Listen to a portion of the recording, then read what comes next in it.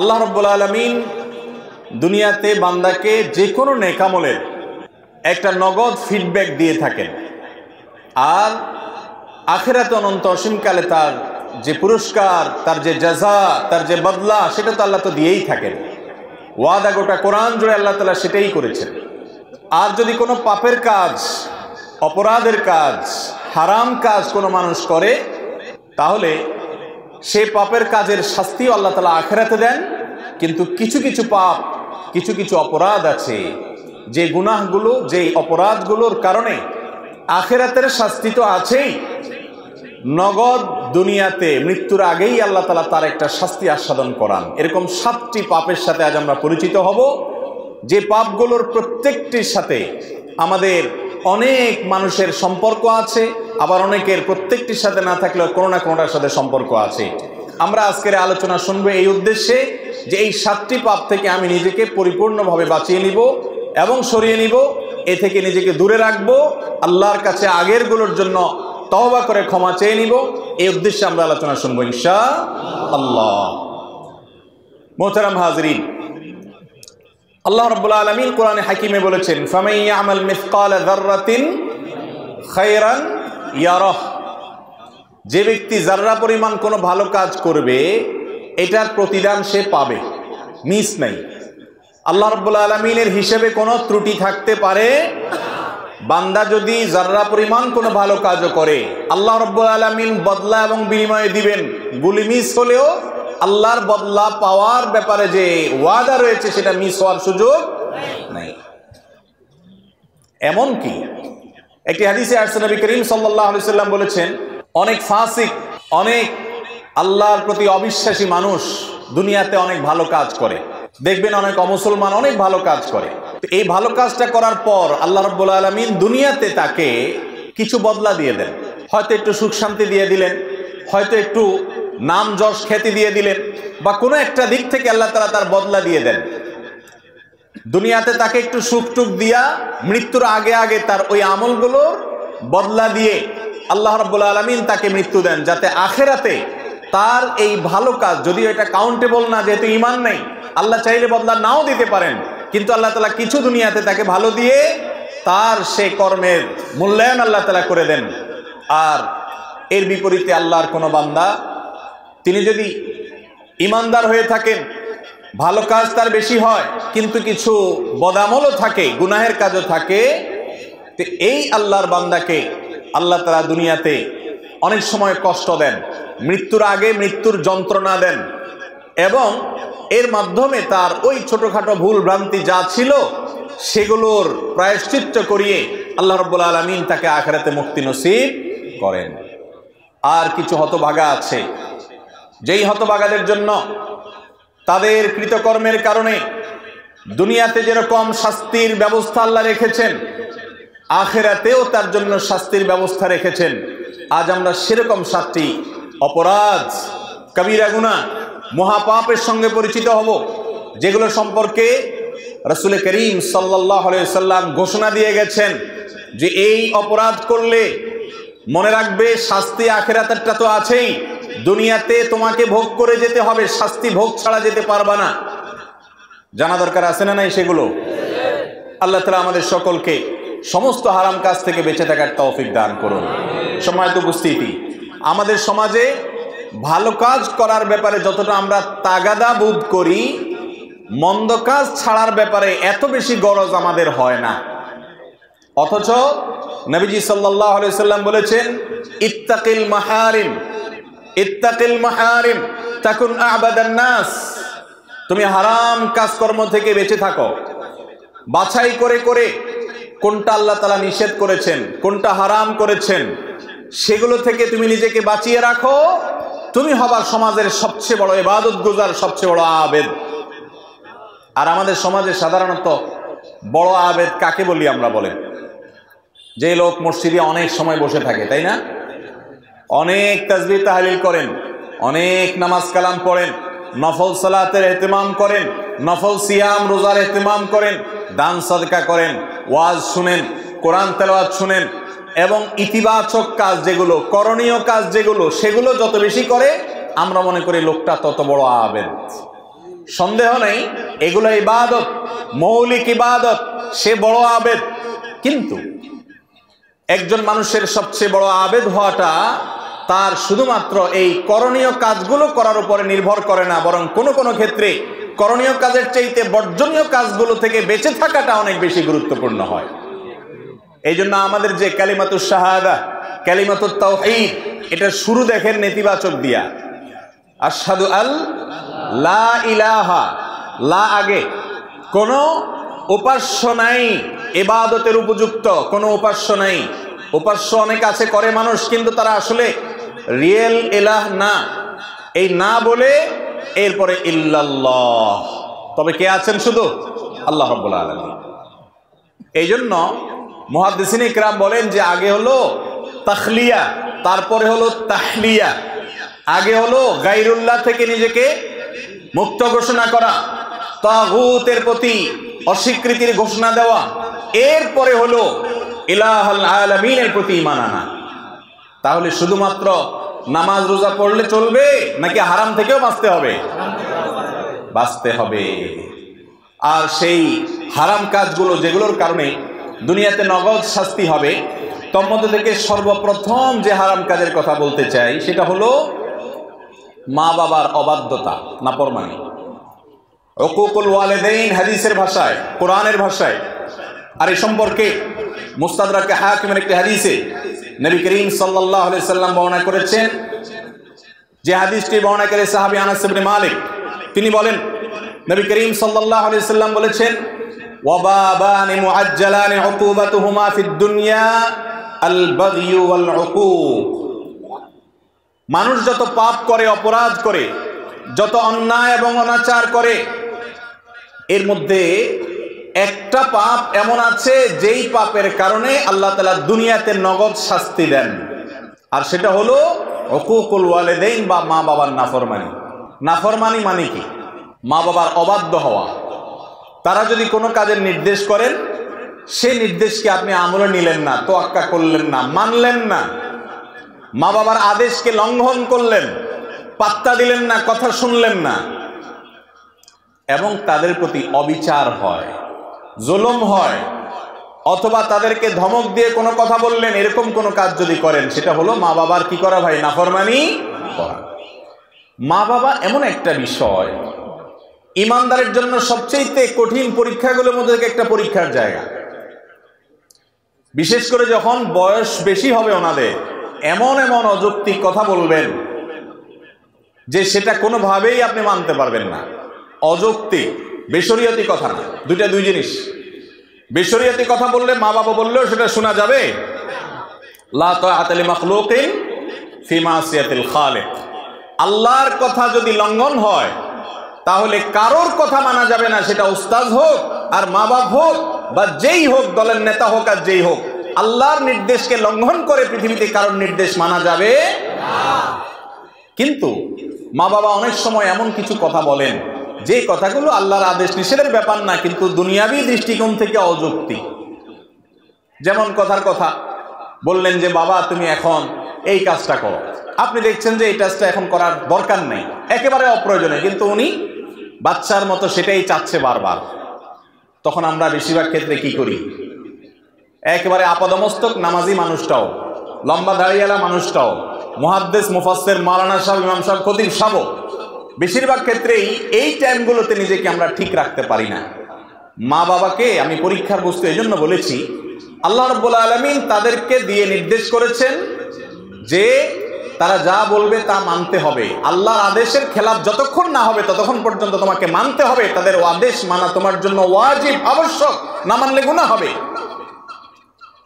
তারা যদি তোমাকে অযৌক্তিক কিছু বলে, তাহলে তুমি যদি তোমার সক্ষমতায় না থাকে না মানলা, কিন্তু তাদের সাথে ধমক দিয়ে বেয়াদবি করে কথা বলা যাবে। আল্লাহর ভাষা খেয়াল করেন, ইম্মা ইয়াবলুগান্না ইনদাকাল কিবারা আহাদুহুমা আও কিলাহুমা। তোমার মা বাবার উভয়ে দুইজনই হয় বয়স বেশি হয়ে গেছে, অথবা যে কোনো একজনের বয়স বেশি হয়ে গেছে। দেখেন, ফালা তাকুল লাহুমা উফফিন ওয়ালা তানহারহুমা। মা বাপকে ধমক দিয়ে কথা বলো না, উফ এটা বলো না, তাদের সামনে বিরক্তি প্রকাশ করো না। যখন তাদের বার্ধক্য আসবে। আল্লাহ এই কথা কেন বললেন? বার্ধক্য আসার পর তাদের সাথে এই বেয়াদবি করো না, তার মানে জোয়ান বয়সে বাপের সাথে বেয়াদবি করলেও অসুবিধা নাই। কি বলেন, মাফহুম মুখালাফ থেকে কি এটা বোঝা যায়? আল্লাহ বলছেন তোমার মা বাবা দুইজনেই অথবা দুইজনের কোনো একজন যখন বুড়ো হয়ে যাবে, বয়স বেশি হয়ে যাবে, তখন তাদের সাথে উপ বলিও না, ধমক দিয়ে বলিও না। তার মানে তো এটাই দাঁড়ায় যে জোয়ান বয়সে থাকলে তাহলে করা যাবে, কারণ আল্লাহ তো বলছে বার্ধক্য হলে করিও না। কি বলেন, জোয়ান বয়সে মা বাবার সাথে বেয়াদবি করা যাবে? আসলে এটা হলো কয়েদে ইহতেরাজি বলতে পারেন, কয়েদে ইত্তেফাকি বলতে পারেন। অর্থাৎ আল্লাহ রাব্বুল আলামিন মূলত বুঝাতে চাইছেন যে মা বাবার সাথে বেয়াদবি তো মানুষ বুড়াকালেই করে। মা বাপ যখন বয়স বেশি হয় তখনই তো কথাবার্তা ছেলের সাথে মেয়েদের সাথে অ্যাডজাস্ট হয় না। নতুন জেনারেশনের মানুষ, নিউ জেনারেশন, তারা অনেক আপডেটেড, অনেক কিছু বুঝে, 2 ইঞ্চি 2 লাইন বেশি বুঝে। বাপ বেচারা আগের যুগের মানুষ, চিন্তা সব পুরাতন, এই জন্য সব বলে যা ছেলের মাথায় ধরে না। বলে কি মুরব্বি, আব্বা বলে কি, আম্মা বলে কি, মাথায় ধরে না। তো এই টাইমটাতে সাধারণত মা বাবার সাথে বেয়াদবিটা বেশি হয়। জোয়ান বয়সে বেয়াদবি করলে থাপ্পড় খাবে, কারণ বাপের তখন শক্তি আছে, মার শক্তি আছে, কানটা মলে বাইর করে দিবে। ঠিক না ঠিক? এই জন্য ওইটার কথা বলার দরকার হয় নাই। ওই টাইমে তো বেয়াদবি করার সাহসী পোলাপান পাবে না, কারণ কানটা মলে বাসার থেকে বাইর করে দিবে বেশি পণ্ডিতি করলে। বেয়াদবিটা সাধারণত কখন হয় ভাই? বৃদ্ধকালে। এবং সেটা কিরকম হয়? একই কথা বারবার বলবে, 2 বার 4 বার 6 বার। আরে বাবা বলছেন তো, কয়বার বলবেন এক কথা? হয় কি হয় না বলেন? আহা, আমাদের বিরক্ত লাগে, তাই না? আর আমরাই যখন ছোট ছিলাম, এই মা বাপ আমাদের এক কথা যখন 5 বার 10 বারও বলছি, ওইটাকে তারা মজার ছলে নিছেন, এনজয় করছেন। ঠিক না ঠিক? কিন্তু আমি বৃদ্ধ হওয়ার পর, তিনি বৃদ্ধ হওয়ার পর আমার কাছে তার কথা বিরক্ত লাগতেছে। এই জন্য বললাম এটা পরীক্ষার বড় একটা জায়গা, অনেক বড় একটা জায়গা। অনেক ভালো ভালো মানুষ আমি জানি যারা ব্যক্তিগতভাবে অনেক আমলদার, তাহাজ্জুদ গুজার, অনেক ইবাদত গুজার, পরহেজগার, কিন্তু এই জায়গায় সে ফেল করে ফেলে, পাস করতে পারে না। আমার মা বাপ হলেন আমার রব আহকামুল হাকিমিনের পরে। যদি রাসূল সাল্লাল্লাহু আলাইহি ওয়াসাল্লাম বেঁচে থাকতেন, তিনি থাকতেন আমার সবচেয়ে শ্রদ্ধার জায়গা। এখন ওয়াফাতের পরেও তাকে শ্রদ্ধা করতে হবে বান্দাদের মধ্যে সবচেয়ে বেশি। আর তারপরে আমার শ্রদ্ধা, ভালোবাসা, ভক্তি, মহাব্বত, আমার আনুগত্য, আমার সকল কিছুর সবচেয়ে বড় ভাগ পাওয়ার হক হলো আমার মা বাবা। সারা দুনিয়া একদিকে, মা বাবা আরেকদিকে। নবী করিম সাল্লাল্লাহু আলাইহি ওয়াসাল্লাম অল্প কথা বলে দিয়েছেন, রিদার রাব্বি ফি রিদাল ওয়ালিদাইন ওয়া সাখাতুর রাব্বি ফি সাখাতিল ওয়ালিদাইন। তোমার উপরে তোমার মালিক সন্তুষ্ট আছে কিনা এটা বোঝার জন্য তুমি একটু তোমার মার মুখের দিকে তাকাও, বাপের মুখের দিকে তাকাও। তারা তোমাকে দেখে অন্তরের ভেতর থেকে হেসে দেয় কিনা, আনন্দের হাসি, তৃপ্তির হাসি, পরিতৃপ্তির হাসি তাদের আসে কিনা মুখে। যদি আসে তাহলে এটা সাইনবোর্ড, ইন্ডিকেট যে তোমার মালিক তোমার উপরে খুশি। আর যদি মা বাবার মুখের দিকে তাকায় দেখো না তারা বিরক্ত, অথবা হাসছে কিন্তু সে হাসি নির্মল নয়, তাহলে তুমি সাবধান হও, তোমার মালিক তোমার উপর অসন্তুষ্ট আছেন। তারাই তোমার জান্নাতে যাওয়ার দরজা।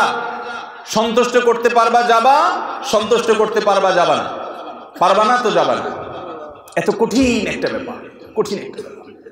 মোহতারাম হাজরিন, একটা গল্প আপনারা অনেকেই পড়েছেন, শুনেছেন, যে একবার এক মা তার বাবা তার সন্তানকে বৃদ্ধ বয়সে শয্যাশায়ী হঠাৎ করে ডেকে বলছেন যে বাবা, আমার একটু মনে চাচ্ছে আমাদের বাড়ির পাশে ওই পাহাড়ের চূড়ায় একটু উঠতে।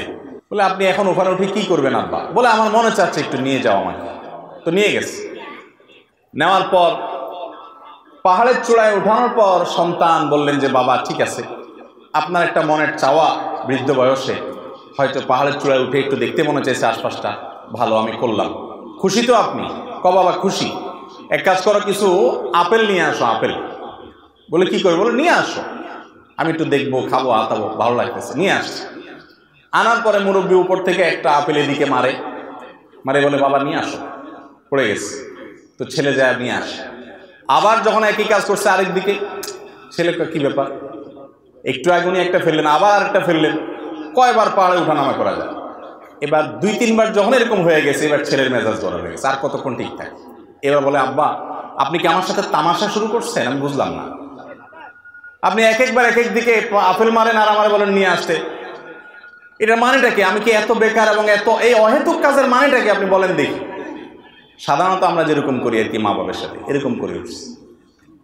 তখন তার সে বাবা বা মা তিনি বললেন যে, বাবা রে, আমার আসলে কোনো পাগলামি করার ইচ্ছা জাগে নেই, আমি তোকে একটু চেক করলাম যে ছোটবেলায় এই পাহাড়ের উপরে ওঠার পর তুই বল নিয়ে আসতি এবং সারাক্ষণ ফেলতি, ইচ্ছাকৃত ফেলতি, আর তোর বল কুড়ায় আনতে আমার কোনো কষ্ট হইতো না, অনেক হাসির চোটে হাসি মুখে নিয়ে আসতাম, তোর সাথে মজা করতাম বরং বল নিয়ে এসে। 2 বার 10 বার না, কতবার যে তুই ফেলছস, কখনো আমার বিরক্ত লাগে নাই, কিন্তু এখন 2-3 বার আমি ফেললাম একটু দেখার জন্য কি হাল, দেখলাম না, তোর অনেক বেশি বিরক্ত লাগছে বাবা। তো সন্তান হিসেবে বাবাকে যখন তুমি কষ্ট দাও, তখন বাবা হিসাবে মা হিসাবে সেটাকে এনজয় করে, পেশাব করে দেন এই ঠান্ডা শীতের মধ্যে, বাপ নামাজ পড়তে যাবে কোলে নিচে আদর করে দিলেন শ্বশুরের ছায়া, বেচারা হাসি মুখে দিছে, দেহা দিছে গরম করে, খুশির চোটে আনন্দের চোটে আপনার সেটাকে এনজয়ের ভাবে নিয়েছে, কোনো রাগ চেতাচেতি নেই। আর যদি বৃদ্ধ হওয়ার পরে বাপ মা এই কাজটা করে, তখন কি অবস্থা হয়? আমরা একটু মেলানোর সুযোগ পাচ্ছি কি পাচ্ছি না? মুহতারাম হাজরিন, আল্লাহ রাব্বুল আলামিনের তরফ থেকে এটা এমন বড় একটা পরীক্ষার বিষয়, তারা অযৌক্তিক বিষয় বলবে, মানতে পারবেন না, চুপ থাকবেন, বেয়াদবি করতে পারবেন না, বলবে তোর সব কামাই রোজগার ছোট ভাইরে দিয়ে দে।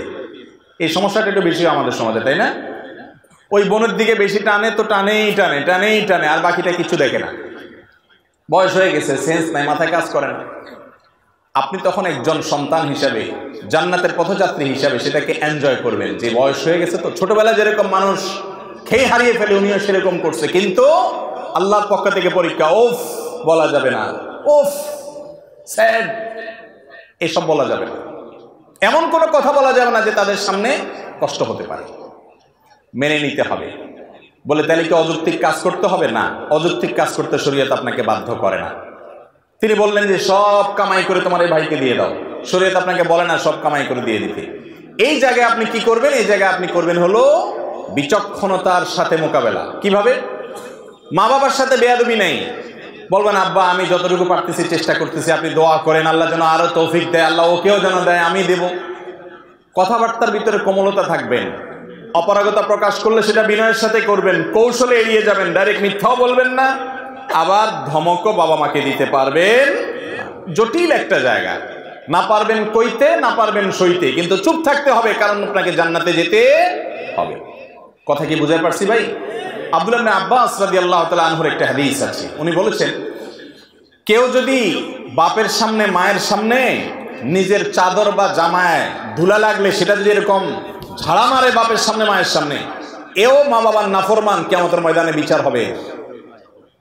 তাহলে এবার বুঝেন, যারা ধমক দিয়ে, ঝাড়ি দিয়ে, বেয়াদবি করে উচ্চ স্বরে বাবা মার সামনে কথা বলেন, তাদের পরিণতি কি হতে পারে? আজ যুবকদের মধ্যে বিশেষ করে এই ম্যানার্স হারিয়ে গেছে, ইসলামের সৌন্দর্য আজ আমাদের থেকে বিদায় হয়ে যাচ্ছে। এটাকে পুনরায় আমাদের মধ্যে ফিরিয়ে আনতে হবে এবং তওবা নাসুহা করতে হবে। যদি বাবার সাথে বেয়াদবি করেন, দুনিয়াতে আপনার সন্তানের হাতে আপনি লাঞ্ছিত হবেন, নগদ শাস্তি, আখিরাতেরটা পরে, মিস নাই। একটা ঘটনা আপনারা শুনছেন না, বহু পুরাতন, মাহফিলে তো এই ঘটনা শুনতে শুনতে আমরা ছোটবেলা থেকে বড় হয়েছি। যে বাপের গলায় রশি বেঁধে বলে ছেলে টানতেছে, বাড়ি থেকে টানতে টানতে বাঁশের ঝাড় পরিমাণ আনার পরে বাপে বলছে, বাবা ইশারা দিছে একটু থাম থাম। তো ছেলে বলছে যে কি ব্যাপার, হাত দিয়ে কি ইশারা দিতেছ? তোমার তো আজকে নিয়ে খেতে ফেলাই দিয়ে আসবো, জ্বালাইতেছে বহুত। এরকম কুলাঙ্গার 2-4টা এখনো আছে, একেবারে রূপকথার গল্প না। তখন বাপ বলে ছেলেকে বলছে, বাবা আর টানিস না, এই জন্য বললাম, কার তোর দাদারে আমি এই পর্যন্তই আনছিলাম, এখন আমার পরিণতি আমি সেটা ভোগ করতেছি, যতটুকু নিবি তুইও ভোগ করবি বাপ, মিস হবে না। এমন এক ডেঞ্জারাস বিষয়, যে সমস্ত সন্তান তার ছেলের সামনে, তার মেয়ের সামনে বাবার জুতাটা সোজা করে দেয়, বাসা থেকে বের হওয়ার সময় জুতাটা আগায়া দেয়, ওই ব্যক্তির ছেলে যখন বড় হবে সে তার বাপের জুতার উপর পাড়া দিতে তার বিবেকে বাঁধবে। কারণ সে পরিবার থেকে দেখে দেখে শিখছে কিভাবে বাবাকে সম্মান করতে হয়। যে ছেলে তার বাবাকে দেখবে যে বাবার সামনে সে জোর করে কথা বলে না, বাবার চোখের দিকে কখনো তাকায় না, মায়ের চোখের দিকে কখনো তাকায় না, ওই ছেলের ঘরে যখন ছেলে হবে, মেয়ে হবে, তারা যখন দেখবে দাদার সাথে দাদির সাথে তার বাপের বিহেভ কি, আচরণ কি, তারা সেটা শিখবে এবং সেটাকে অ্যাপ্লাই করবে। এটাই হলো আল্লাহর সুন্নাহ, সুন্নাতুল্লাহ ফিল আরদ। এটার ব্যতিক্রম হয় না। এজন্য মা বাবার অবাধ্য সন্তানরা যতটুকু বেয়াদবি করেন, কমপক্ষে ততটুকু কোনো কোনো ক্ষেত্রে তার চাইতে বেশি সহ্য করার জন্য প্রস্তুত হয়ে যান। কথা কি বুঝাতে পারছি? আল্লাহ তাআলা আমাদের সবাইকে মা বাবার কদর করার তৌফিক দান করুন। বিয়ে করার পর মা বাবার বাধ্যগত থাকাটা একটু বেশি কঠিন হয়, একটু বেশি কঠিন হয়। কারণ এই টাইমে দেখা যায় আমাদের সামাজিক যে ব্যবস্থাপনা আছে, যৌথ পরিবার সিস্টেম আছে, এটার কারণে আরো নানা কারণে বোঝাপড়ার ভেজাল হয়। বাপ মা একদিকে, বউ আরেক দিকে টানে, বউ খুশি করতে গেলে বাপ মা নারাজ, বাপ মা খুশি করতে গেলে বউ নারাজ। এরকম হয় কি হয় না? এই অবস্থায় আমি সবসময় বলি, পাটা আর পুতার ঘষাঘষিতে মরিচের অবস্থা যেরকম খারাপ হয়, ছেলেমেয়েরা এইরকম টাইমে এসে অত্যন্ত চালাক মানুষের মতো দুই দিককার প্রেশার নিতে হয় এবং সাবধান থাকতে হয়। বউর যাতে হক নষ্ট না হয় এই জন্য বউকে যা দরকার বুঝানো, স্যাক্রিফাইস সব করতে হবে। কিন্তু বউর ঝাড়ির চোটে আবার মা বাবার দিকে এসে ছুটা যাবে। আর যদি কখনো বড় কোনো স্যাক্রিফাইস করতে হয় তাহলে স্ত্রীর সাথে সেটা করতে হবে। মায়ের ব্যাপারে আপনার বেয়াদবি করে বা তাদের উপরে চড়াও হয়ে কোনো কিছু করা যাবে। আল্লাহ তাআলা আমাদেরকে বোঝার তৌফিক দান করুন। তাহলে একটি পাপের কথা জানলাম, যেই পাপটার শাস্তি আল্লাহ তাআলা দুনিয়াতে নগদ দেন, সেটা হলো মা বাবার নাফরমানি। এই নাফরমানি আজকাল বাড়ছে সমাজে না কমছে? বাড়ছে। কিরকম বাড়া বাড়ছে? এখন বন্ধুর সাথে কথা বলে খুব মিষ্টি সুরে, তাই না? মনে করেন আড্ডা মারতেছেন দোস্তের সাথে, ফোন করলো বাপে মায়ে, কই আসুস বাবা, অনেক রাত হয়ে গেছে চলে আয়। ফোনটা ধরেই দিলেন একটা ঝাড়ি, এত ক্যান ক্যান করো, এতবার ফোন দিছ, হয়েছে তো, বুঝলাম তো, এবার রাখো মোবাইলটা। রেখে এবার দোস্তে, হ্যাঁ বল কি অবস্থা, মিষ্টি সুরে। আছে না নাই? এটাকে বলে কুলাঙ্গার সন্তান। এটারে কি বলে ভাই? কুলাঙ্গার সন্তান। ভাই রে, এই সন্তানের জন্যই জাহান্নাম। এরাই কপাল পড়া। এই কপাল পড়া সন্তান হওয়ার জায়গা থেকে বেরিয়ে আসতে হবে, নিজের সঙ্গে চ্যালেঞ্জ করতে হবে, সংগ্রাম করতে হবে, মা বাবার অনুগত সন্তান হতে হবে। রাজা মহারাজাদের কাছে প্রজারা যেরকম থাকে, প্রজাদের কাছে রাজা মহারাজারা যেরকম থাকে, আপনার কাছে আপনার বাপ মা সেরকম থাকবে। তারা অশিক্ষিত, তারা বুঝে না, তারা উল্টাপাল্টা বলে, তাদের বয়স হয়ে গেছে, কোনো সেন্স নাই, এরপরও আপনার বাপ আপনার মা দুনিয়াতে তাদের মাধ্যমে এসেছেন, তাদের সাথে বেয়াদবি কখনো করা যাবে।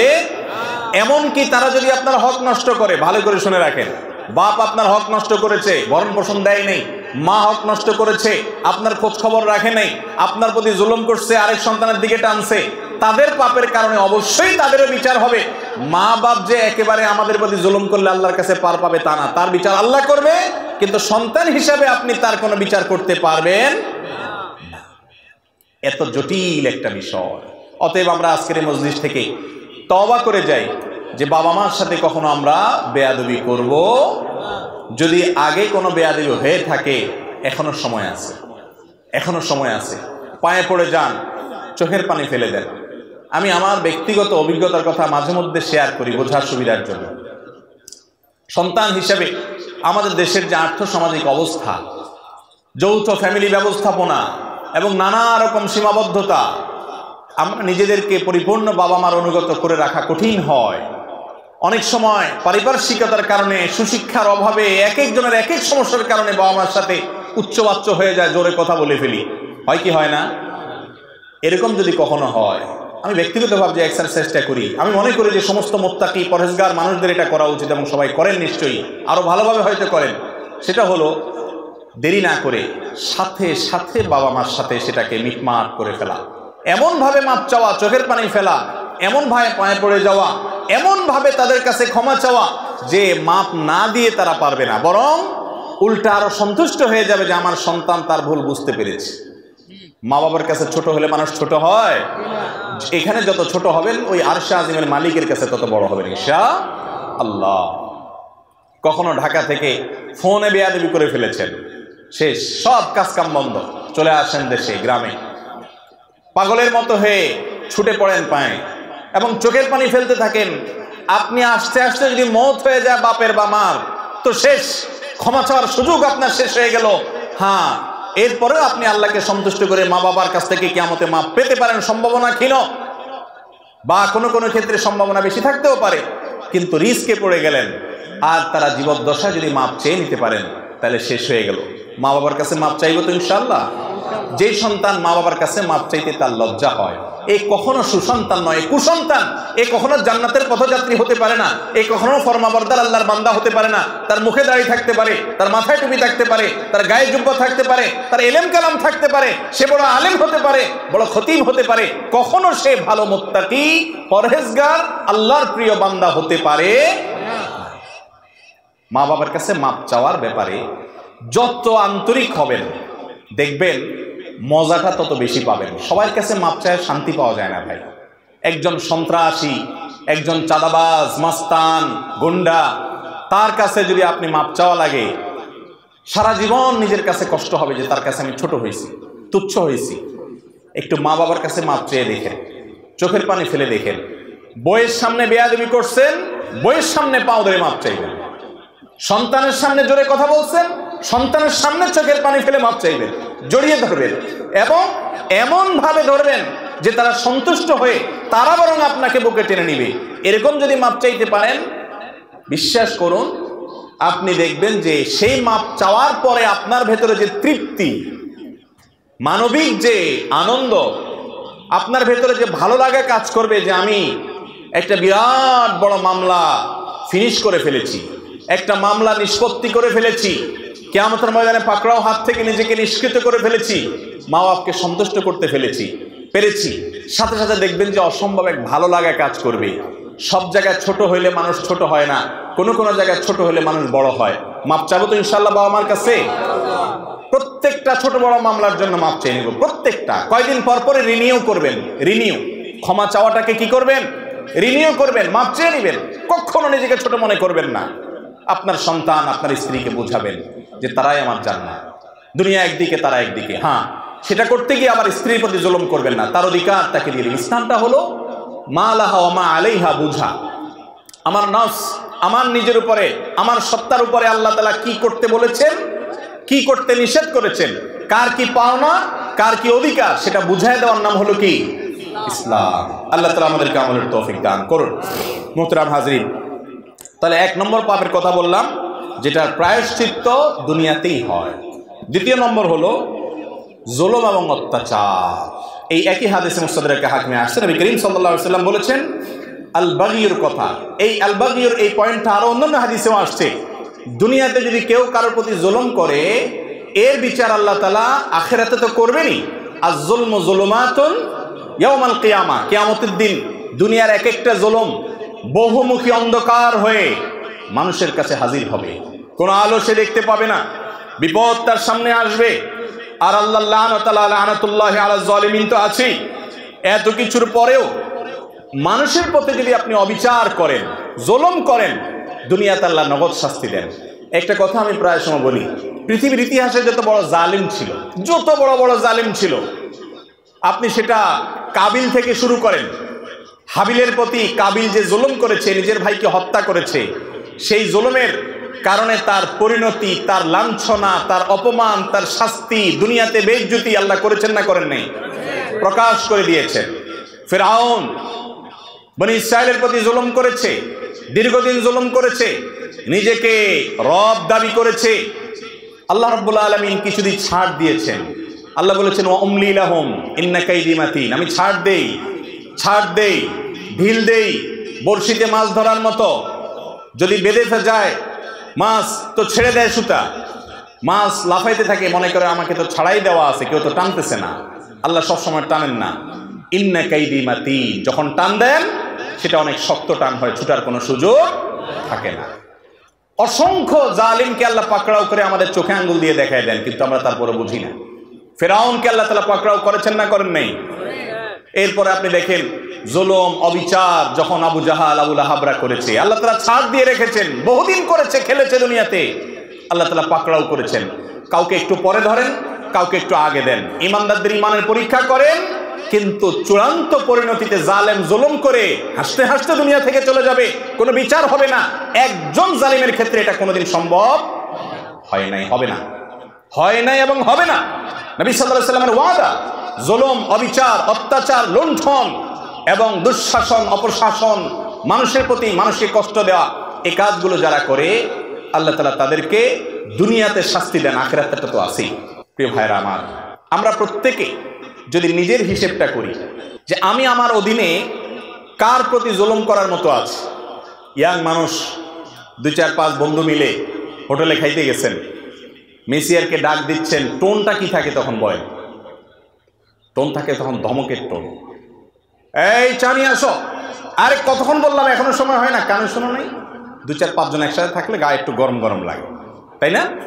বাসে উঠছেন 4-5 বন্ধু মিলে, বিশেষ করে যুবকরা, তখন শরীরে একটা ভাব আসে, তাই না? মানে তখন ধরাকে সরা মনে করেন, এরে ধাক্কা দিচ্ছেন, ওরে ধাক্কা দিচ্ছেন, কাউকে দেখার সময় নাই। হ্যাঁ, কন্ট্রাক্টর বেটারের ডাক দিচ্ছেন, টাকা যা দিচ্ছেন, বেচারা কিছু বলার সাহস নাই। কে আবার কি কোনো কথা বলবি নাকি? না ভাই, কোনো কথা নাই, যা তাহলে চলে যা। এরকম একটা ভাবসাব থাকে কি থাকে না? এগুলো কিন্তু সব জুলুম হচ্ছে। আপনি অবিচার করছেন, আপনি কষ্ট দিচ্ছেন, অন্যায় আচরণ করছেন, গায়ের জোর দেখাচ্ছেন, বন্ধু কয়েকজন মিলে গেছে, শরীরে ভাব চলে আসছে। এরকমগুলো আমাদের মধ্যে আছে না নাই? এই একই যুবক যখন একা একা চা দোকানে যায়, তখন কিন্তু বিড়ালের মতো বলে, মামা 1 কাপ চা দেন, ঠিক না ঠিক? ওই যুবকই যখন একা একা বাসে ওঠে, তখন আস্তে করে ভাঁটা ঠিকঠাক মতো দিয়া ভদ্রলোকের ছেলের মতো দাঁড়ায় থাকে, ঠিক না? যখন 5-6 দোস্ত সাথে থাকে, তখন শরীরে ভাব চলে আসে। এই ভাবের চোটে যৌবন কাল থেকে কত রিক্সাওয়ালা, কত চা দোকানদার, কত বাস কন্ট্রাক্টর, কত কাজের মানুষ, কত গরিব মানুষ, কত দুর্বল, কত অসহায়, কত মানুষকে ধমক দিয়েছেন, ধাক্কা দিয়েছেন, চোখ রাঙিয়েছেন, অপরাধ করেছেন, জুলুম করেছেন, গায়ের জোর দেখিয়েছেন। সবগুলো হিস্ট্রি যদি একত্র করা হয়, তো দেখবেন আমল নামার ভিতরে হাজার হাজার জুলুম ভরে আছে, ঠিক না ঠিক? জটিল একটা বিষয়, জটিল একটা বিষয়। ভাইরে, ইমানদারকে আল্লাহ রাব্বুল আলামিন বান্দার হকের ব্যাপারে অনেক সাবধান হতে বলছেন, অনেক সাবধান, অনেক সাবধান। আপনি আল্লাহর 10টা হুকুমের নাফরমানি করেছেন, মাপ চেয়ে ক্ষমা পাবেন আশা করা যায়। একজন অসহায় মানুষের প্রতি জুলুম করেছেন, ধাক্কা দিয়েছেন, এটা মাপ পাবেন কিনা কিয়ামতের ময়দানে, এই আশা খুবই ক্ষীণ। কারণ এটা আল্লাহর আদালতে আল্লাহ নিজে বিচার করবেন না, এটা চলে যাবে বান্দার কাছে। বান্দার কাছে আল্লাহ পাঠিয়ে দিবেন, সে কি বলে দেখো।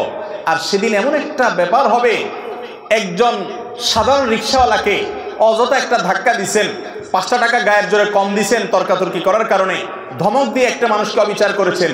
সেদিন কিন্তু ওই রিক্সাওয়ালাকে যদি বলেন, মামু বুঝি নাই, তখন অহংকারের চোটে করে ফেলছি, আজকে মাফ করে দাও, পাও ধরলেও কিন্তু মামু সেদিন মাফ করবে না। কারণ সেদিন সবাই ইয়া নফসি ইয়া নফসি, শুধু আমল দরকার। একটা সওয়াব পেলে একটা কদম আগায় গেল, জাহান্নাম থেকে সরে গেল। ইয়াউমা ইয়াফিরুল মারউ মিন আখিহি ওয়া উম্মিহি ওয়া আবিহি, সেদিন বাপ থেকে, ভাই থেকে, স্ত্রী থেকে, একে অন্য থেকে পলায়ন করবে, সবাই ইয়া নফসি করবে, কেউ কাউকে ছাড়বে না। এই জন্য জুলুমের সমস্ত মামলা দুনিয়াতে সেটাকে ভ্যানিশ করে, ফিনিশ করে, নিষ্পত্তি করে তারপরে যেতে হবে ইনশাআল্লাহ। কারোর প্রতি জুলুম করবো না তো ইনশাআল্লাহ। যদি কখনো হয়ে যায়, মাপ চাওয়া শিখতে হবে। ইমানদারের একটা বড় গুণ হলো মাপ চাওয়া, বারবার মাপ চাইতে হবে, রিপিটেডলি মাপ চাইতে হবে। রাস্তায় একজন লোকের সাথে বেয়াদবি করে ফেলেছেন, দোকানদার সাথে বেয়াদবি করেছেন, পরে আপনার ইমানি চেতনা জাগ্রত হয়েছে, কাজটা তো ভালো করি নাই, আমি তো মানুষটার প্রতি অবিচার করেছি। একা একা যান, যা মাপ চাই আসেন। বন্ধুদের সামনে যদি তার সাথে বেয়াদবি করেন, বন্ধুদের সামনে মাপ চাইবেন এবং নিজেকে ছোট করবেন, নিচের দিকে তাকিয়ে থাকবেন। একজন সাহাবী আরেক সাহাবীকে একটা কথা বলে ফেলেছেন, রাসূল আকরাম সাল্লাল্লাহু আলাইহি ওয়াসাল্লাম শুনে কষ্ট পেয়েছেন এবং শাসন করেছেন যে তুমি এই কথা কেন বললে, তার কষ্ট হয় এরকম কথা, বুঝে উঠতে পারেন নাই, তিনি বলে ফেলেছেন। সাথে সাথে তার ভাইয়ের কাছে তিনি মাপ চেয়েছেন। এমন মাপ চাওয়া যে মাপ না দিয়ে উপায় নেই। এ হলো মুসলমান। তাহলে কারোর প্রতি জুলুম করবো না তো ইনশাআল্লাহ। বিশেষ করে আল্লাহ তাআলা যাকে যতটুকু পাওয়ার দিছে, আমাদের সমাজে আমরা দেখি যার যতটুকু পাওয়ার আছে সে সেখানে তার পাওয়ারটা খাটায়, পাওয়ার খাটাইয়া সে অন্যায় করে, অবিচার করে, জুলুম করে, যে যতটুকু পারে। যাকে আল্লাহ যদ্দুর পাওয়ার দিছে সে তদ্দুর জুলুম করে।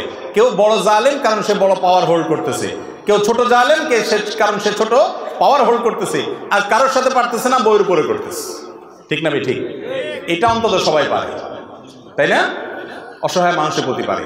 এগুলোর জন্য তওবা করবো তো ইনশাআল্লাহ। মনে রাখবো, একটি আচরণ খারাপ হবে আল্লাহর কাছে পাকড়াও হবে। বারবার বলছি, ইমানদারের জন্য করণীয় কাজ, আপনি ইবাদত গুজার করলেন, জিকির আজকার, ওয়াজ শুনলেন, ওয়াজ করলেন, তেলাওয়াত করলেন, দান সদকা করেন, এগুলো ভালো কাজ করেন, কিন্তু আপনার দ্বারা উল্টাপাল্টা কি হচ্ছে, অপরাধ কি হচ্ছে, এটা খেয়াল করেন। বহু নামাজি মানুষ আছে দেখবেন, নামাজ কালাম পড়ে, দায়টাই সবই আছে, কিন্তু আইল ঠেলে। ঠিক ঠিক না ভাই? ঠিক। আইল ঠেলে। তাইলে এই লোকটা বুঝতেই আছে না যে দিনদারি কি, তারে নামাজ কালাম তাকে জান্নাতে নিবে না, সে জানে না। সে জানে না বান্দার হক আল্লাহর হকের চাইতে অনেক ক্রিটিক্যাল, অনেক রিস্কি, এটার জন্য পার পাওয়া খুব কঠিন। এই আইল ঠেলার কারণে তার নামাজে তাকে জান্নাতে নিতে পারবে না, কুলাবে না। এই জন্য আল্লাহর হকের পাশাপাশি বান্দা হকের উপরে সচেতন হওয়া, কোনো মানুষকে জুলুম না করা।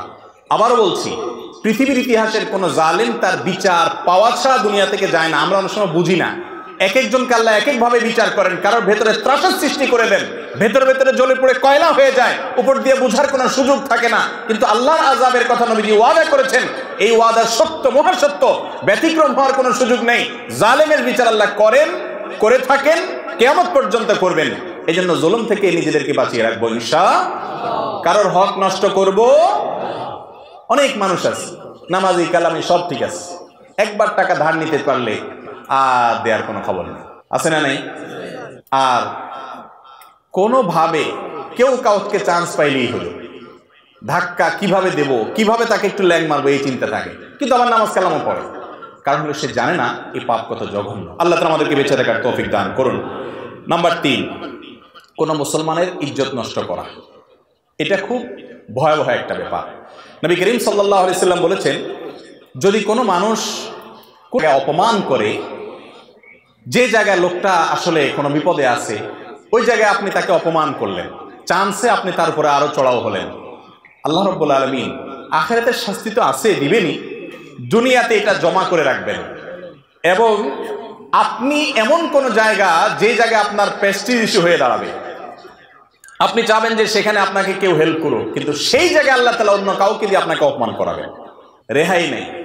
কোন মানুষকে যদি তুচ্ছ করেন, অপমান করেন, তার শাস্তি আল্লাহ তাআলা দুনিয়াতে নগদ দিবেন। আমাদের মধ্যে এই রোগটাও অনেক বেশি।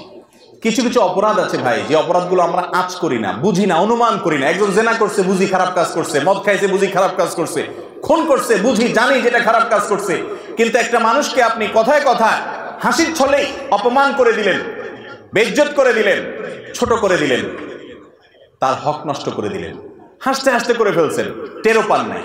আছে না নাই এগুলা? আমাদের যুবকদের মধ্যে দেখবেন যে রোস্টিং ভিডিওর একটা আপনার কালচার আছে। রোস্টিং ভিডিও বুঝেন আপনারা? আমরা সাধারণত জানি মুরগি রোস্ট করে, রোস্টিং ভিডিওতে মুরগির রোস্ট হয় না, মানুষের রোস্ট হয়। শব্দটার মধ্যেই বোঝা যাচ্ছে কি পরিমাণ অ্যাগ্রেসিভ কর্মকাণ্ড সেখানে হতে পারে। কেউ হয়তো কোনো ভুল করেছে, কোনো অন্যায় করেছে, আর তো রক্ষা নাই। ফেসবুক আছে হাতে, ইউটিউব আছে হাতে, সবার হাতে হাতে মিডিয়া। এবার তার ব্যাপারে এমন সব কথা, এমন সব কাজ, এমন সব অভিযোগ, হ্যাঁ, দোষ করলে সেটা সংশোধন করতে হবে, সমালোচনা করতে হবে, তার নীতিমালা আছে শরীয়তে, সেসব নেই। এবার রোস্ট করে তাকে, নাম দিছে রোস্টিং ভিডিও। আছে না নাই? কিভাবে কাকে কে ছোট করবে, এটার জন্য প্রতিযোগিতা লিপ্ত হই। এই অপরাধগুলোর সবচেয়ে ভয়াবহ দিক হলো, এগুলো যে অপরাধ, সেই চেতনা, সেই বোধ আমাদের মধ্যে নেই।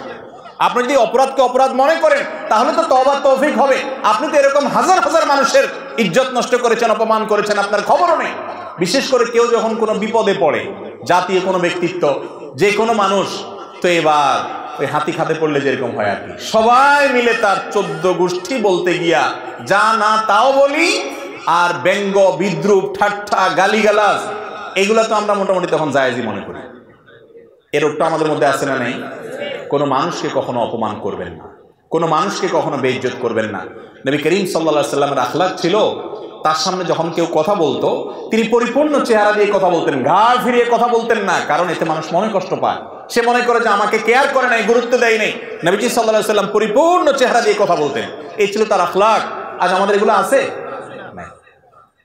লেবাস পোশাকে মুসলমান যতটা আছে, আচার আচরণে মুসলমান তার ধারে কাছে এই সমাজে আকীদা সহি, আখলাক সহি নেই, আমল সহি, আখলাক সহি নেই।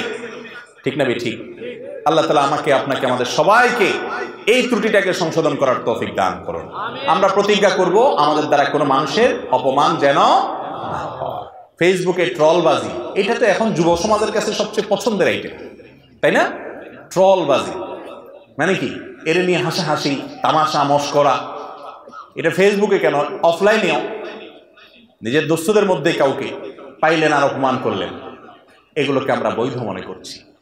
মানুষ আজ পশুকে হার মানানোর প্রতিযোগিতায় নেমে গেছে। তাহলে এই অপরাধটা থেকে আমরা বেঁচে থাকবো, কারণ দুনিয়াতে যদি কাউকে আপনি বেইজ্জত করেন, আল্লাহ তাআলা আখিরাতের জন্য অপেক্ষা করবেন না, এটা তো আছেই। দুনিয়াতে আল্লাহ তাআলা পরবর্তী স্কোপে আপনি যেই জায়গায় এমন এক বিপদে পড়বেন যে আপনার পাশে কেউ দাঁড়াক চাবেন, ওই জায়গায় আল্লাহ আপনাকে আঘাত দেবে না, কাউকে দিয়ে রক্ষা হবে না। ওই বিপদ, একজনের বেইজ্জতের প্রতিশোধ আল্লাহ তাআলা দুনিয়াতে নেন, নগদ শাস্তি হয়। এই জন্য এই অপরাধ থেকে বেঁচে থাকবো। আল্লাহ আমাদেরকে বাঁচার তৌফিক দান করুন। 4 নম্বর হলো আত্মীয়তার সম্পর্ক ছিন্ন করা। আত্মীয়তার সম্পর্ক যদি কেউ ছিন্ন করে, সেই সম্পর্কে আবু বকর রাদিয়াল্লাহু তাআলা আনহু বর্ণিত একটা হাদিস আমরা পাই, আবু দাউদে বর্ণিত হয়েছে, তিরমিজিতে বর্ণিত হয়েছে। নবী সাল্লাল্লাহু আলাইহি ওয়াসাল্লাম বলেছেন, মা মিন যামবিন আজদারু আন ইউআজ্জিরাল্লাহু তাআলা লিসাহিবিহি আল-উকুবা ফিদ দুনিয়া মা মা ইয়াদখিরু লাহু ফিল আখিরাহ মিসলাল বাগি ওয়া কাতিয়াতির রাহম। জুলুম একটা কথা বলেছি, এর পাশাপাশি আত্মীয়তার সম্পর্ক ছিন্ন করা এটা এমন একটা অপরাধ, এই অপরাধের শাস্তি দুনিয়াতে পাওয়ার হকদার অনেক বেশি। আল্লাহ দেরি করেন না, তাড়াতাড়ি দিয়ে দেন দুনিয়াতে, আখিরাতে একটা রিজার্ভ রেখে। এই হাদিসে স্পষ্ট বলেছেন নবী সাল্লাল্লাহু আলাইহি ওয়াসাল্লাম, আখিরাতের শাস্তি রিজার্ভ রেখে, ওটা তো আছেই, দুনিয়াতে আল্লাহ তাআলা খুব তাড়াতাড়ি করে শাস্তি দিয়ে দেন। এবং সবচেয়ে দ্রুত যেই অপরাধের শাস্তি পাওয়ার হকদার হয় বান্দা, সেটা হলো আত্মীয়তার সম্পর্ক ছিন্ন করা। আত্মীয়তার সম্পর্ক ছিন্ন, এটা নিয়ে বিস্তারিত কথা বলা দরকার, কিন্তু আমার হাতে সময় নেই। সংক্ষেপে শুধু এটুকু বলছি, আমাদের সমাজে বহু মানুষ আত্মীয়তার সম্পর্ক ছিন্ন করে বসে আছে, টেরও পায় নাই, খবরও জানাই তার যে সে একটা কবিরা গুনাহ করে বসে আছে। আত্মীয়তার সম্পর্ক রক্ষা করা কি সুন্নত না ফরজ? ফরজ, এমন একটা ফরজ যে আল্লাহ রাব্বুল আলামিন হাদিসে কুদসিতে আত্মীয়তার বন্ধনের সাথে আল্লাহ কথা বলেছেন, তাকে কথা বলার সুযোগ দিয়েছেন। সে তো সাধারণত কথা বলার ক্ষমতা নাই, কিন্তু আল্লাহ তাআলা তো যে কোনো কিছুকে কথা বলাতে পারেন। তো আত্মীয়তার বন্ধন বলছে, আল্লাহ আমার কি মর্যাদা, কি কদর হলো, শরীয়তে ইসলামে আমার অবস্থানটা কি থাকলো, এই টাইপের প্রশ্ন করার পর আল্লাহ রাব্বুল আলামিন আত্মীয়তার বন্ধনকে বলছে, তুমি আর কি চাও? আমি ঘোষণা দিয়ে দিলাম, তোমাকে যে রক্ষা করবে আমি তাকে রক্ষা করব, তোমাকে যে ছিন্ন করবে আমি তাকে ছিন্ন ভিন্ন করে ফেলবো। আত্মীয়তার সম্পর্ক এমন এমন একটা কঠিন বিষয়, কিন্তু আমরা এটাকে এত কঠিন মনে করি না। বিশেষ করে সামাজিক যোগাযোগের মাধ্যমের উন্নতির এই যুগে আমরা এত বেশি সামাজিক হয়ে গেছি অনলাইনে, যে অফলাইনে বা বাস্তবিক জীবনে আমরা তত বেশি অসামাজিক হয়ে গেছি। এক একজন মানুষের আমাদের ফেসবুকে 5000 করে বন্ধু। কত করে? 5000। 5000 সর্বোচ্চ আমাদের বন্ধু, 5000। এই বন্ধুর হক আদায় করতে করতে আমাদের অবস্থা খারাপ। এক বন্ধুর পোস্টে লাইক পাই নাই, তো সে মাইন্ড করছে, কমেন্টে এসে লিখছে, দোস্ত আমার কোনো পোস্টে তোমার লাইক পাই না, আহা দোস্ত সরি এখনই যাচ্ছি তোমার প্রোফাইলে, যে কয়টা লাইক মেরে চলে আসছেন। এই কাগজের দোস্ত, 2 নম্বর দোস্ত, ফাউল দোস্ত, বেহুদা দোস্ত, এর হক আদায় করতে করতে আপনার টাইম শেষ। রক্ত সম্পর্কীয় আত্মীয় 3টা তার স্তর আছে, বাপের দিককার, মায়ের দিককার, এই দুটো হলো মূল। আর বৈবাহিক বন্ধনের কারণে স্ত্রীর সাথে যে আত্মীয়তার বন্ধন হয়, সেটা এক ধরনের আত্মীয়তা, কিন্তু এটা রক্তের বন্ধন নয়। রক্তের বন্ধন মূলত 2টা, বাপের দিককার এবং মায়ের দিককার। এর মধ্যে গুরুত্ব কোনটার বেশি, মায়ের দিককারটা না বাপের দিককারটা?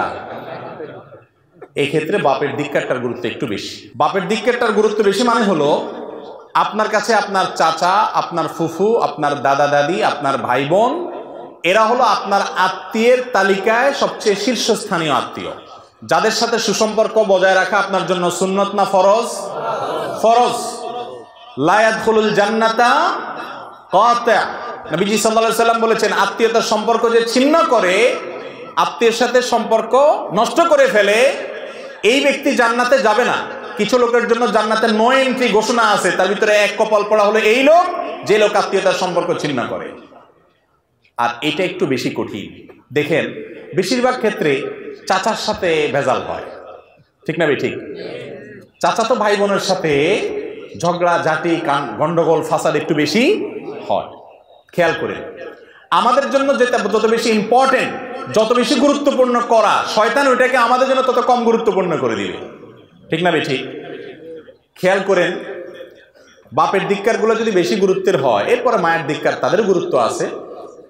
কিন্তু বেশিরভাগ পরিবারে দেখবেন খালাতো ভাই বোনের সাথে দোস্তি মহব্বত, মামাতো ভাই বোনের সাথে যা একটু দোস্তি মহব্বত টুকটাক থাকে, চাচাতো ভাই বোন আর ফুফাতো ভাই বোনের সাথে সেরকম থাকে, অথচ গুরুত্ব এগুলোর একটু বেশি ছিল, তাই না? কেন? কারণ ইবলিস বুঝছে যে এই যদি এগুলোর সাথে সম্পর্ক ভালো করে ফেলে তো জান্নাতে চলে যাবে, এটা তো ঠেকাইতে হবে। এই জন্য এখানে আইসা ভেজাল সব লাগায়, এই জমি নিয়ে গন্ডগোল, এটা নিয়ে গন্ডগোল। আর মা, বেশিরভাগ মারা তো যেহেতু তারা স্বরাষ্ট্রমন্ত্রী, বাসা পুরাটা তাদের হাতে নিয়ন্ত্রণে, ছেলে মেয়েকে শুধু মামার ফজিলত শোনায়, খালার ফজিলত শোনায়, চাচাদের বদনামি শোনায়, ফুফুদের বদনামি শোনায়। বাস্তব না অবাস্তব? এবার পোলাপাইন সব খেপে, হ্যাঁ, ওই যে আপনার সাপের মতো ফুলতে থাকে, হ্যাঁ আমার চাচা এটা করছে, ফুফু এটা করছে। আস্তে আস্তে সম্পর্ক নষ্ট হয়, শয়তান করায়। সব মা যে এরকম করে তা না, আল্লাহ মাফ করুক, অনেক মারা এটা করেন। কিন্তু সন্তান যদি খুব বিচক্ষণ হয়, মার সাথে তো আবার বেয়াদবি করা যাবে না। মা বলছে তোমার খালা ভালো, মামা ভালো, মার সাথে বেয়াদবি করে বলেন দোত্তরি তোমার কথা ঠিক না, তাহলে গেলেন আপনি শেষ হয়ে, সেটা তো করা যাবে না। হাসতে হাসতে নিজের মন থেকে বুঝতে হবে যে কোনটা সঠিক কোনটা বেঠিক। হ্যাঁ, অবশ্যই মামাতো ভাই বোন, ফুফাতো ভাই, খালাতো ভাই বোনের সাথে সম্পর্ক বজায় রাখতে হবে, তারাও রক্ত সম্পর্কে আত্মীয়, তাদের দিকটা খেয়াল রাখতে হবে। কিন্তু তাদের চাইতে ফুফাতো ভাই বোন, চাচাতো ভাই বোন হক কম না। বেশিরভাগ মানুষের খোঁজ খবর নিয়ে দেখেন, চাচাতো ভাই বোনের সাথে 2-4-6 মাস, 1 বছর 2 বছরের যোগাযোগ হয় না, কিন্তু মামাতো ভাই খালাতো ভাইয়ের সাথে মাশাআল্লাহ ইটিস-পিটির যোগাযোগ টুকটাক হয়, ঠিক না ঠিক? মামার জন্য যে মহব্বত, চাচার জন্য সে মহব্বত, খালার জন্য যত মহব্বত হয়, ফুফুর জন্য তত মহব্বত। অথচ শরীয়তের গুরুত্ব, প্রায়োরিটি যদি বুঝি, তাহলে এগুলোকে কোনোভাবে ছোট করার সুযোগ। অবশ্যই মামা খালার সাথে সম্পর্ক বজায় রাখেন, কিন্তু এদেরকে ছোট করতে পারেন। ফুফুদের তো অবস্থা সবচেয়ে কাহিল, দাদার সম্পত্তি সব ভোগ করে কোনো কিছু না দিয়া, কি হুজুর কি মুজুর, এ কি হাম্মামে সারে নাঙ্গে, এই জায়গায় এসে সব এক ফুফুর হকটক মায়া দিয়া খোঁজ খবরও নেয় না। বেশিরভাগ ফুফুরা দেখবেন বাতিজা বাতিজিদের জন্য অস্থির, কিন্তু তাদের সময় নেই, একেবারে সময় নেই, ঠিক না ঠিক? আত্মীয়তার সম্পর্ক রক্ষা করতে হবে। চাচাতো ভাই বোনের সাথে গন্ডগোল হয়েছে জমি জমা নিয়ে, হতে পারে। চাচার সাথে হয়েছে, উনি জুলুম করছেন, হতে পারে। কিন্তু আপনি সম্পর্ক ছিন্ন করতে পারেন। সম্পর্ক ছিন্ন করার সুযোগ আপনি আপনার হকের জন্য অবশ্যই চেষ্টা করবেন, বিচার প্রার্থনা করবেন, করতে পারেন। কিন্তু এজ এ আত্মীয় তার সাথে সুসম্পর্ক বজায় রাখা, তার সাথে ভালো আচরণ করা, তার ভালো চাওয়ার চেষ্টা করবেন। বলে সে আমার ক্ষতি চাইলে আমি তার কিভাবে ভালো চাইবো, এই সম্পর্কে একটা হাদিস শুনেন। নবী করিম সাল্লাল্লাহু আলাইহি সাল্লাম বলেছেন, এক ব্যক্তি এসে বলতেছে, ইয়া রাসূলুল্লাহ, আপনি বলেন আত্মীয়তার সম্পর্কের ব্যাপারে এত গুরুত্ব দিয়া বলেন যে আল্লাহ তাআলা এটা ছিন্ন করলে আল্লাহ তাকে ছিন্ন করে ফেলবেন, এত ডেঞ্জারাস বিষয়, আত্মীয়ের সাথে সম্পর্ক রাখতেই হবে, অন্তত ফোনে খোঁজ খবর নেওয়া, আজকাল যেগুলো আমরা করতে পারি সেগুলো তো আমরা করবোই। তো নবী সাল্লাল্লাহু আলাইহি সাল্লাম ওই সাহাবীকে বলেছেন, আমার আত্মীয়, আমি ভালো করতে চাইলেও সে আমার দিকে খারাপ আচরণ করে। আমি চাই মিশতে, সে চায় দূরে সরতে। আমি চাই ভালো করতে, সে সেটাকে খারাপ ভাবে নেয়। আমি কি করবো ইয়া রাসূলুল্লাহ? তখন নবী করিম সাল্লাল্লাহু আলাইহি সাল্লাম বলেছেন, লাইসাল ওয়াসিলু বিল মুকাফি, তোমার আত্মীয় তোমার ছেলের জন্য একটা গিফট আনছে, তুমি একটা গিফট দিলা, এটা আত্মীয়তার সম্পর্ক রক্ষা করা হলো না। এটা হলো আপনার বিনিময় পাইয়া তুমি তার সাথে ভালো আচরণ করলো। এটা তো অন্য সবার সাথে করবা, যে কেউ তোমাকে হাল জাযাউল ইহসান আল ইহসান, কেউ ভালো করলে তুমিও ভালো করবা। আত্মীয়র জন্য এটা না। তাহলে কোনটা? আত্মীয়র জন্য হলো সে যদি ভালো নাও করে তুমি ভালো করবা, সে যদি খারাপ করে তারপরে তুমি ভালো করার চেষ্টা করবা। হ্যাঁ, তুমি তার সাথে মিশতে গেলে সে তোমার ক্ষতি করে বিপদের মধ্যে ফেলে, তাহলে তুমি আত্মরক্ষার জন্য দূরে থাকতে পারো। কিন্তু তোমার মনের ভিতরে আবেগ থাকতে হবে, সে আমার রক্ত সম্পর্কীয় আত্মীয়, ব্লাডের আত্মীয়, তার সাথে আমি কিভাবে সুসম্পর্ক রাখতে পারি, তার ভালো আমি চাই, আল্লাহ তাকে হেদায়েত দেখ, ভালো করুক, তার কল্যাণ আমি চাইবো, অগোচর উপকার করার চেষ্টা করবো। এর নাম হলো মুসলমান। কথা কি বুঝাতে পারছি? কিন্তু আজকাল আমাদের সমাজে আত্মীয়তার বন্ধন রক্ষা করার ব্যাপারে কোনো গুরুত্ব ওই 30 মাইল দূর থেকে দোস্তকে এনে দাওয়াত করে খাওয়ান, কিন্তু পাশে বাসার চাচা জ্যাঠা চাচাতো ভাই বোন তাদেরকে দাওয়াত দিয়া খাওয়ানোর কপাল হয় না। খুব ভয়াবহ একটা বিষয়। জরুরি জরুরি ফরজগুলোকে শয়তান এমন ভাবে আমাদের সামনে ভুলায় রাখছে, খবরও নেই, সেন্সও নেই। তাহলে আত্মীয়তার সম্পর্ক রক্ষা যদি না করে, কেউ ছিন্ন করে, কোনো একটা কারণে আপনি কথা বললেন না, ফুফুর সাথে একটা কথা কাটাকাটি হয়েছে, কোনো কিছু নিয়ে ভুল বোঝাবুঝি হয়েছে, চাচার সাথে হয়েছে, বাস কথা বন্ধ করে দিলেন, জায়েজ নাই। 3 দিন রাগ করতে পারেন। আল্লাহ তাআলা বান্দার এই ন্যাচারাল মিশতে আপনাকে হতেই হবেই। সে মিশতেছে না, আপনি যাই মিশবেন, সালাম দিবেন, তার ভালো করার চেষ্টা করবেন। সে ভুল বুঝতেছে, বুঝুক, যতক্ষণ পর্যন্ত আপনি ক্ষতিগ্রস্ত না হন আপনার চেষ্টা অব্যাহত রাখতে হবে। একটু কঠিন, একটু জটিল, একটু তিতা ওষুধ, কিন্তু খাইতে হবে, কারণ আমাকে জান্নাতে যেতে হবে। চেষ্টা করবো তো ইনশাআল্লাহ। আল্লাহ তাআলা আমাদেরকে তৌফিক দান করুন। 5 নম্বর হলো ভাই, লোক দেখানো আমল। লোক দেখানো আমল বা রিয়া। নবী করিম সাল্লাল্লাহু আলাইহি ওয়াসাল্লাম বলেছেন, কেউ যদি কোনো ভালো কাজ করে মানুষকে দেখানোর জন্য, এখন তো এমন একটা সময় আছে, ফেসবুকের যুগ, সুবহানাল্লাহ, চুল পরিমাণ কোনো ভালো কাজ করবো আর ফেসবুকে পোস্ট হবে না, এটা তো কোনোদিনই হতে পারে না। মক্কা শরীফ গেলাম আমি, আর একটা ছবি দেব না ফেসবুকে, কেমন হয়? চাইতেই হবে, ঠিক না? একটা কলা দিলাম 5 জন মিলে একটা গরিব মানুষকে, ছবি তুলতে হবে 2-4-10টা, ঠিক না ভাই? ঠিক। এই যুগে আমলকে শুধু আল্লাহকে দেখানোর জন্য করা, এটা কঠিন হয়ে গেছে ভাইরা আমার। এটা ঠিক, লৌকিকতা মানুষকে দেখানোর মাধ্যমে একটা তৃপ্তি পাওয়া যায়, মজা পাওয়া যায়, যে সবাই আমাকে ভাবা দিল, লাইক দিল, কমেন্ট করলো ফেসবুকে, নিজের কাছে একটু ভালো লাগলো, বুঝলাম, এটা পাওয়া যায়। কিন্তু হাল্লাকা সিররুন ইনদাল্লাহ, আপনি একটু কিছু গোপন আমল করে দেখেন।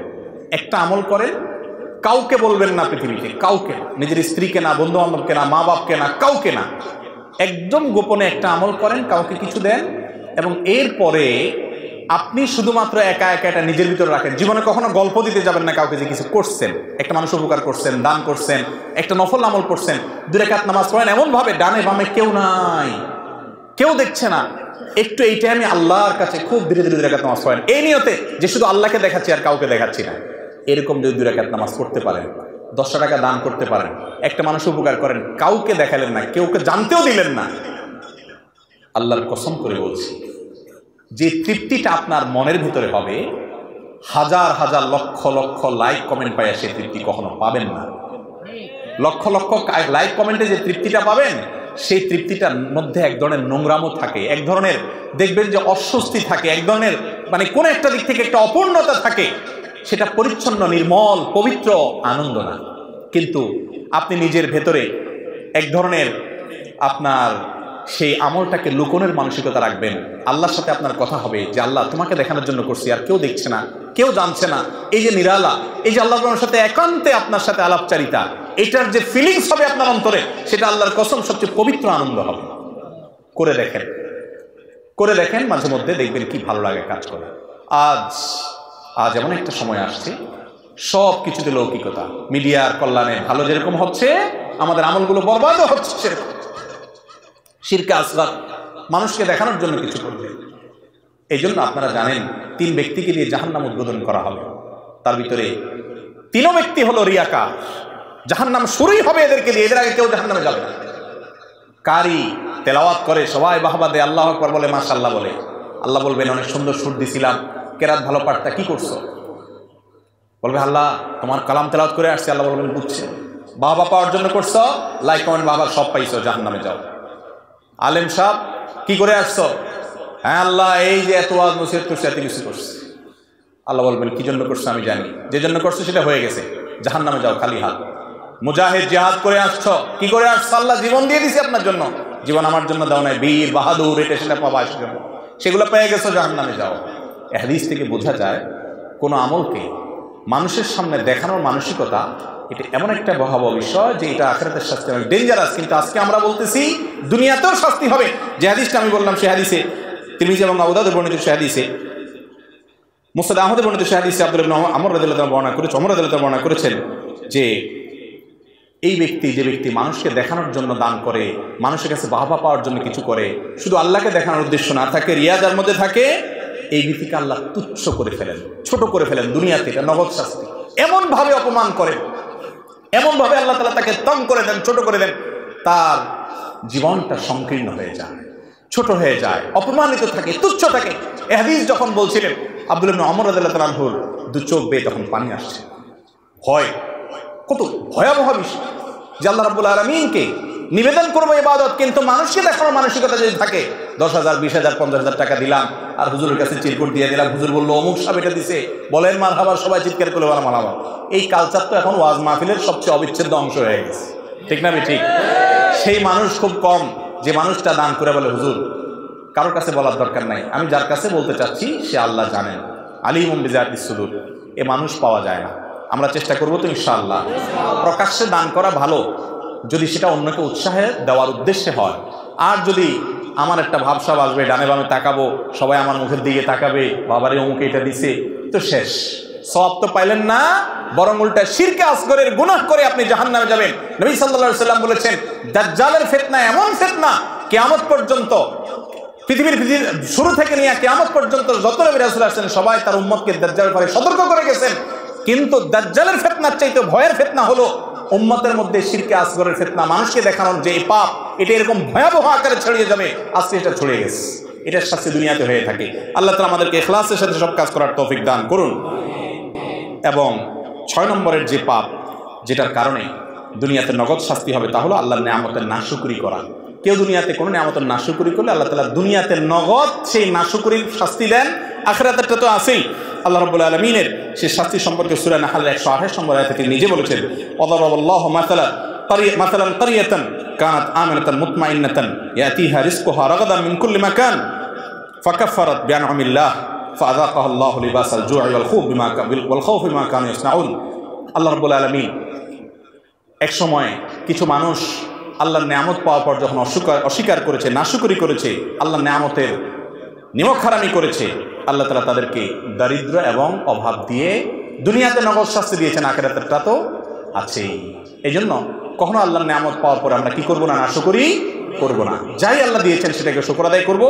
লাইন শাকারতুম লাযীদান্নাকুম, আল্লাহ বাড়াই দিবেন নিয়ামত শুকর আদায় করলে। আর যদি ওয়ালাইন কাফারতুম, কুফরি করলে নিয়ামত তো ছিনিয়ে নেবেন আর কঠিন শাস্তিও আছে।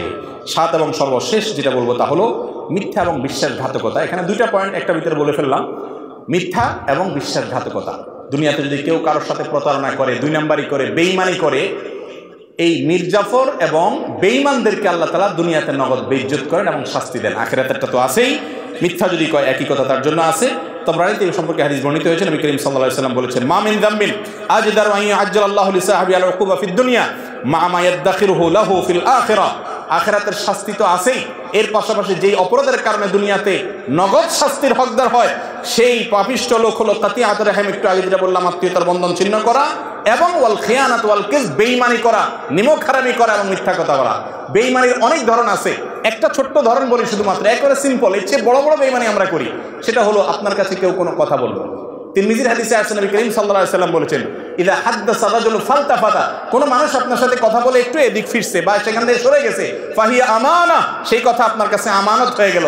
আপনি এটা যদি আরেকজনের কাছে বলে বেড়ান, আপনি আমানতের খেয়ানত করলেন, বিশ্বাসঘাতকতা করলেন, আপনি এই প্রতারণা করে এই যে দুনিয়াতে নগদ শাস্তির উপযুক্ত হয়ে গেলেন। এত ডেঞ্জারাস অপরাধ। ফেসবুকে কয়দিন পর পর দেখেন অমুকের ফোন কল ফাঁস হয়েছে, তমুকের ফোন কল ফাঁস হয়েছে, খুব মজা করেন, খুব শান্তি লাগে, আপনার আরেকজনের ফাঁস হয়ে গেছে, সব মজা করে অনেক কিছু লেখেন। কিন্তু এই ফাঁস যারাই করে, যেভাবেই করে, ব্যক্তিগত কথোপকথন সংশ্লিষ্ট দায়িত্বশীল যারা আছে, এজেন্সিগুলো যারা আছে, তারা মনিটর করতে পারে নিরাপত্তার প্রয়োজনে, সেটা ভিন্ন কথা। কিন্তু পাবলিকের সামনে কারোর গোপন কোনো কিছু প্রকাশ করে দেওয়া, এটা কি ভালো কাজ না খারাপ কাজ? খারাপ কাজ। কোনো কোনো ক্ষেত্রে হতে পারে জাতীয় স্বার্থ বিবেচনা করে যদি সেটা প্রয়োজন হয়, একান্ত এক্সক্লুসিভ হতে পারে। কিন্তু নর্মালি যেটা হয়, আমরা কারোর কিছু পাইলেই হলো বাস, এটা একটা মজার আইটেম আমাদের কাছে, ঠিক না ভাই? ঠিক। শয়তান আজকাল পাপগুলোকে আমাদের কাছে উপভোগ্য করে তুলেছে। আল্লাহ রাব্বুল আলামিন এই 7টি মহাপাপ যেগুলোর কারণে দুনিয়াতে নগদ শাস্তি হয়, সেগুলো থেকে আল্লাহ তাআলা আমাদেরকে বেঁচে থাকার তৌফিক দান করুন।